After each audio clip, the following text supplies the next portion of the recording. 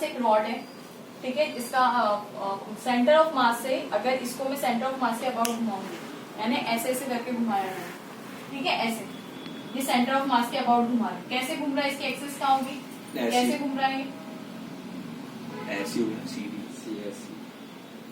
ऐसी एक्सिस होगी ना, उसके अबाउट ऐसे घूम रहा है ना, एक्सिस यहाँ पे होगी, उसके अबाउट देखो ऐसे घूम रहा है ना ये, तो एक्सिस के जब अबाउट घूमेगा तो इसका फॉर्मूला कितना होता है, ml²/12,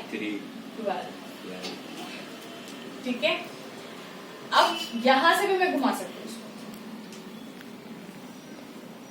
ठीक है। अब मुझे बताओ कि यहाँ पे घुमाने में ज्यादा इजी रहेगा या यहाँ पे घुमाने में ज्यादा इजी रहेगा, बीच में से। लिसन, मास क्या इसका सेम है, मोमेंट ऑफ इनर्शिया क्या होता है, mass is equal, moment of inertia होता है I equal to mr²। What is r, r यहाँ से यहाँ तक का डिस्टेंस है ना, एक्सिस से लेके जहां तक आप लगा रहे हो वहां तक का डिस्टेंस r होता है, जिसके अबाउट आप निकाल रहे हो। अब देखो मास बढ़ेगा तो मोमेंट ऑफ इनर्शिया का बढ़ना है, कंपल्सरी है। इस पूरी रॉड का मास m है, नो डाउट। जब मैं इसको यहां घुमा रही हूं तो मेरी एक्सिस ऑफ रोटेशन ये वाली, इसके अबाउट जो घुमा रही हूं, यहां से एक्सिस ऑफ रोटेशन से मास डिस्ट्रीब्यूशन कम है, मास डिस्ट्रीब्यूशन क्या है, कम है। जब मैंने यहां एक्सिस पकड़ी और मैं इसको ऐसे घुमाना चाहती हूँ, मुझे डिफिकल्टी लगेगी, क्यों, क्योंकि ये मेरा एक्सिस हो गया, एक्सिस से मेरा मास बढ़ चुका है। इसका मतलब तुम लोगों ने क्या समझा कि जो एक्सिस से जितना दूर मास जाएगा, मास डिस्ट्रीब्यूशन की बात करें, एक्सिस से जितना दूर मास जाएगा उतना ज्यादा मोमेंट ऑफ इनर्शिया उसका बढ़ेगा।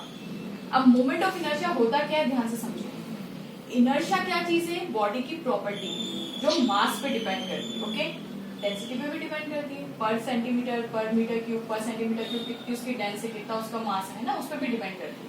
तो मोटे मोटे तौर पे वो मास की प्रॉपर्टी है, ठीक है।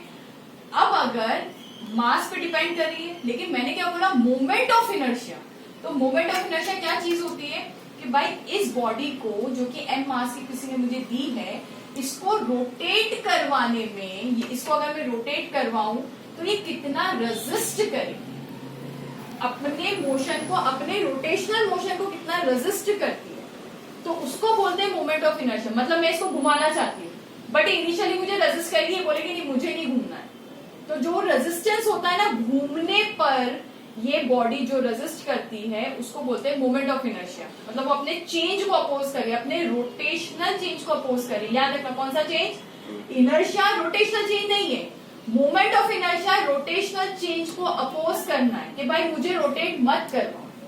तो अब मुझे बताओ, मोमेंट ऑफ इनर्शिया जो है वो स्पेसिफिकली मास पे डिपेंड करता है, आर पे भी डिपेंड करता है, no doubt, but mass distribution पे भी डिपेंड करता है। इस पूरी रॉड का मास m है, लेकिन मैं जब यहां से पकड़ रही हूँ तो मुझे घुमाने में डिफिकल्टी लग रही है, मुझे दो हाथ की जरूरत पड़ी। क्यों, क्योंकि एक्सिस से देखो मास दूर होता जा रहा है, और जब मैं यहां से पकड़ के घुमा रही हूँ तो एक्सिस से मास क्या हो गया, पास में आ गया, मास डिस्ट्रीब्यूशन कम है।